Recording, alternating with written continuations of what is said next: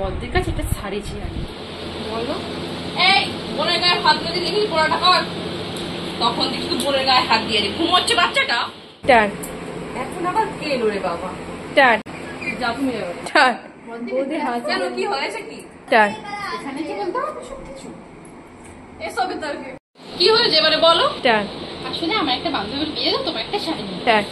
আমার কাছ থেকে শাড়ি নিতে হবে। আর তো বিয়ে বাড়ি করলে আমাকে শাড়ি নিতে হবে। সব একটা শাড়ি কিনতেও পারবে তুমি? ছবি তুমি তোমার একটা তো শাড়ি চেয়েছি, অন্য কিছু তো চাইনি।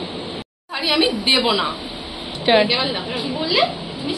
কি বললে তুমি শাড়ি দেবে না? ঠিক আছে দাঁড়ো, আমি এক্ষুনি মাকে ডেকে নিয়ে আসছি। স্টার্ট। তোমার যাকে ইচ্ছে তুমি তাকে ডাকো, আমি শাড়ি দেবো না।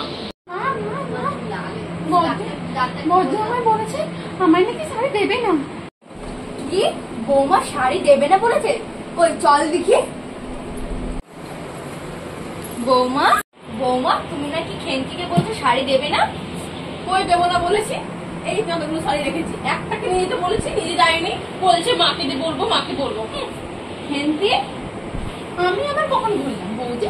এই তো আমি বললাম তুমি একটা যে কোনো শাড়ি বেছে নিয়ে চলে যাও, তাও তুমি নিলে না। আপনার মেয়েকে বুঝান।